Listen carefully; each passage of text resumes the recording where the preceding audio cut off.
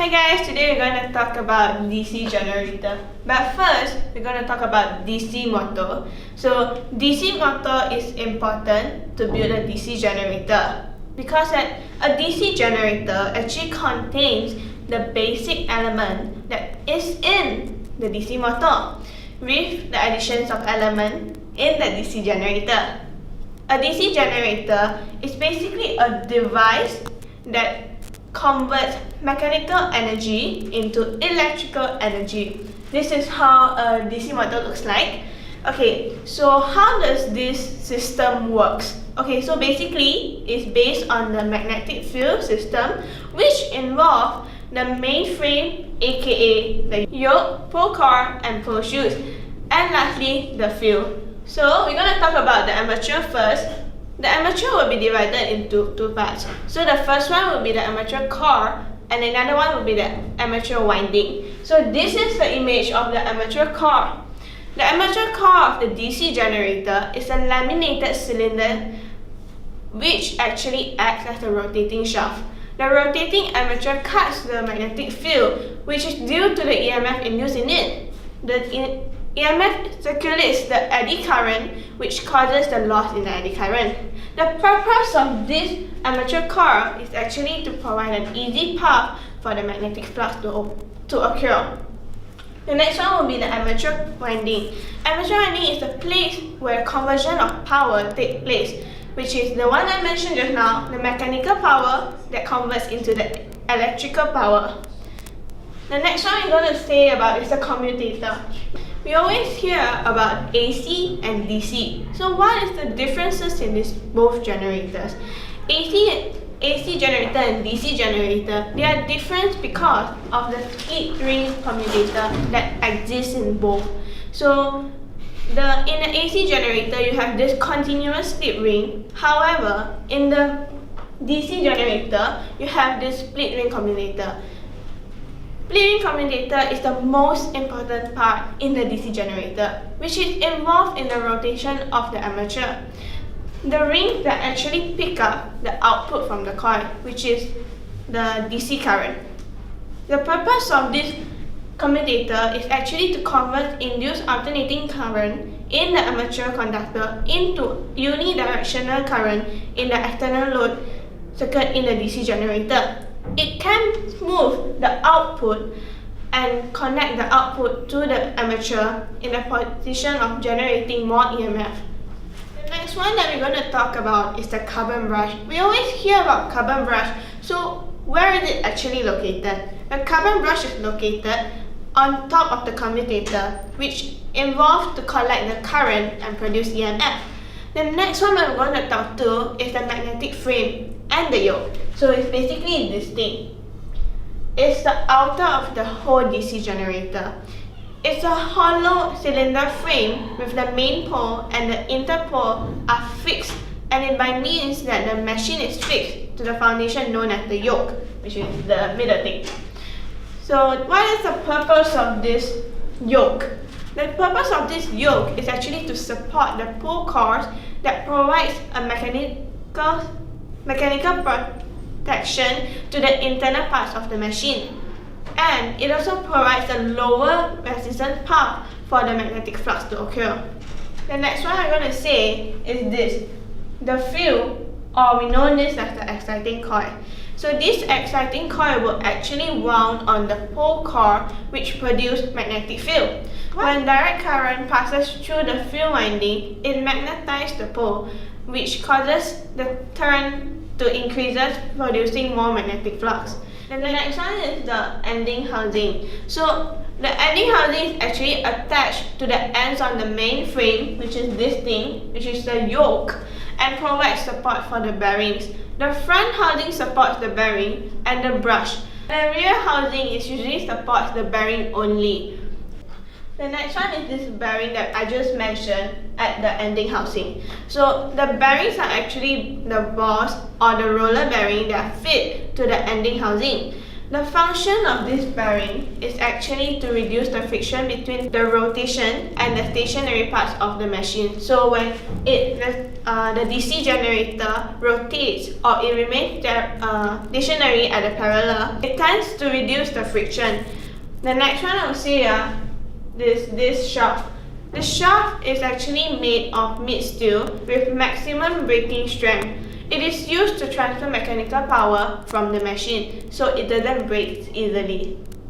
So we're going to discuss about two types of law today. One is Faraday's law and one is Lenz's law. Lenz's law describes the direction in which induced voltage causes current to run around a loop. So what is a loop? So the loop is the magnetic field, which we can identify through our right hand rule grip. So from this you can see the wire coil. So using right hand rule grip, you can determine the direction and the flow of the magnetic field around that particular wire.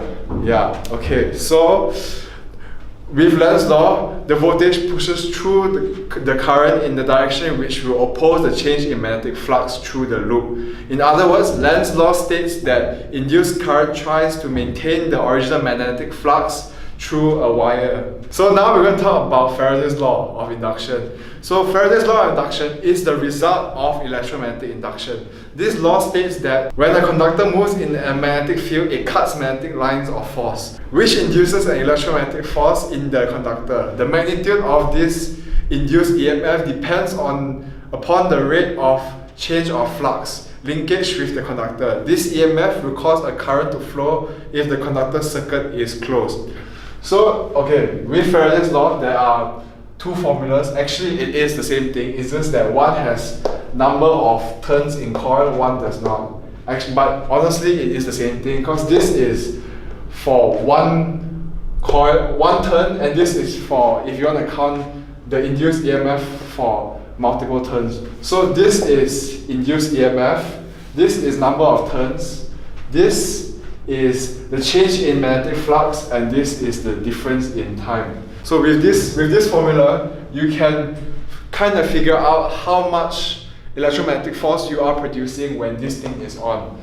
So with Lenz's law and Faraday's law, why are these two laws interrelated? So we start off with Faraday's law first. Faraday's law states that EMF induced in the coil acts to oppose any change in magnetic flux. So because of that, that's where Lenz's law comes into play. Induced EMF generates a current that sets a magnetic field which acts to oppose the change in magnetic flux.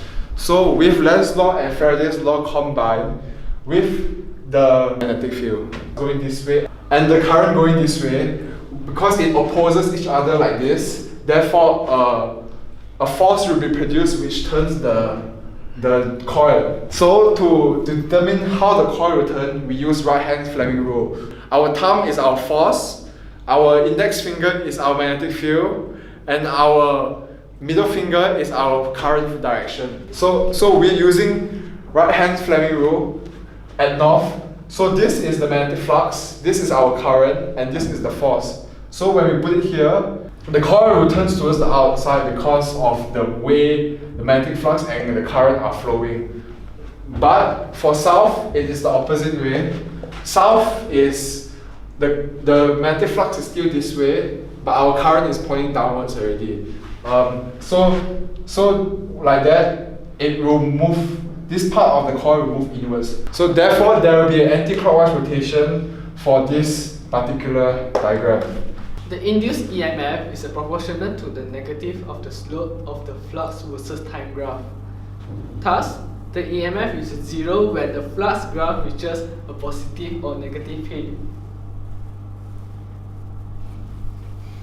When the flux is decreasing, the flux graph has a negative slope, so the induced EMF is positive. The EMF peak when the flux passes through zero, the flux graph has a large slope. If the rotational rate increases, the maximum flux does not change, but the flux changes in half the time, doubling the slope of the flux graph. This produces a corresponding doubling in the peak EMF. Thus, the peak EMF is proportional to the angular speed of the magnet. So this is the DC generator. This is the diagram, alright? So here we have the North Pole and the South Pole. And let me just show you the components of a DC generator. So first we have a cell, which is a battery to power the whole DC generator. So here we have a carbon brush connected to a commutator and to a wire coil.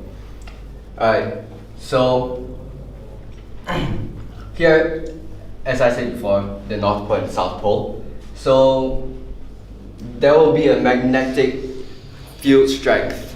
So here I drew an arrow, which is the direction of the magnetic field strength.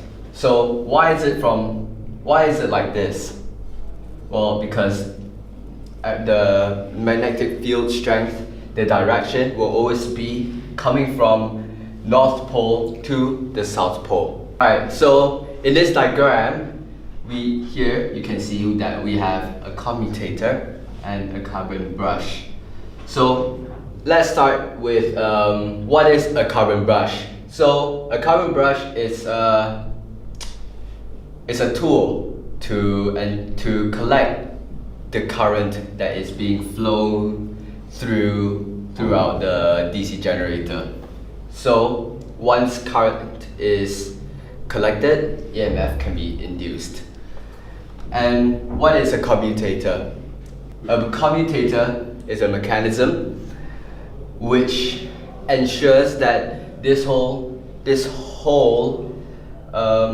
circuit goes in flows in a direct current. Alright, so it doesn't become AC, it doesn't become an alternating current, it becomes a direct current. That means it will flow in one direction, so the current can be collected by the carbon brush.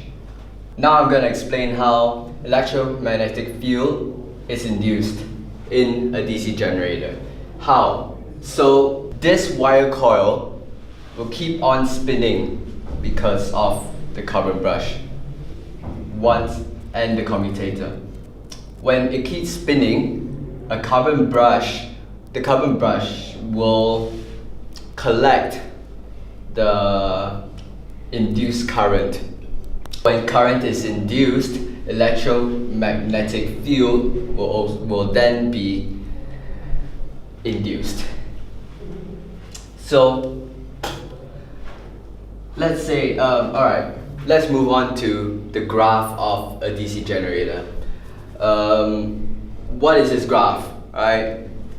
It shows a relationship between the time and the electromagnetic field. So this graph shows the relationship between time and, sorry, let me correct myself, EMF is actually electromagnetic force, not field.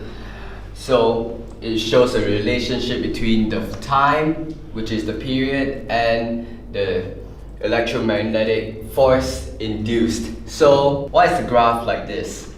Alright, so let's say this wire coil will keep spinning. So when it starts, it'll start at 0. When it reaches its peak, that's when it turns like this.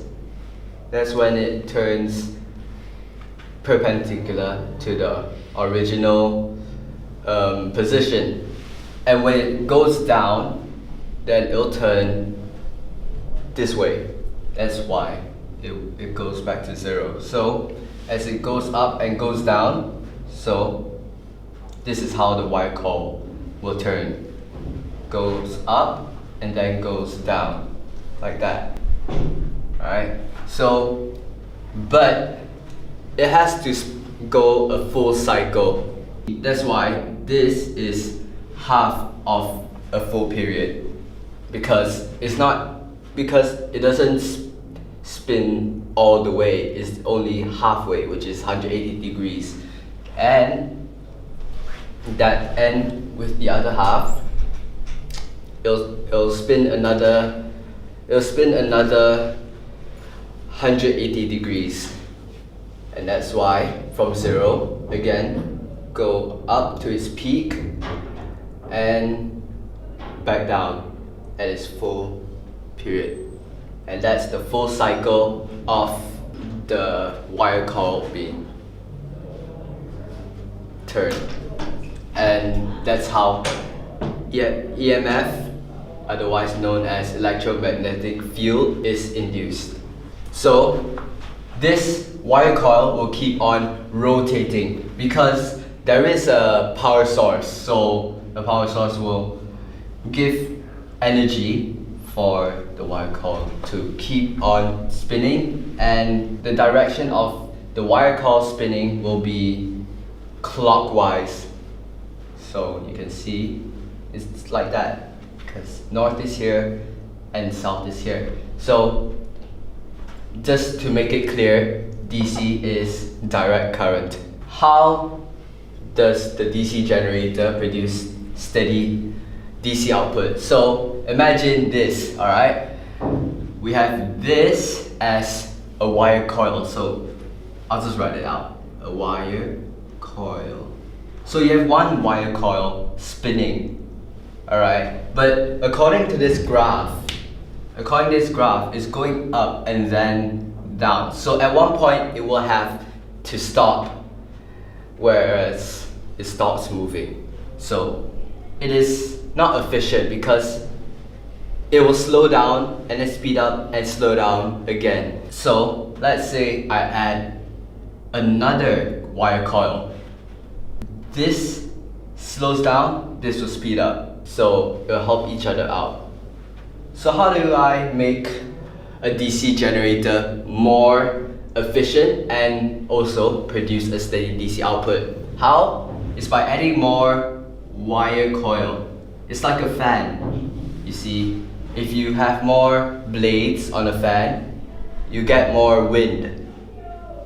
Same thing for this. If you add more wire coil, it becomes a DC generator will become more steady at spinning and yeah, that's it. Thank you.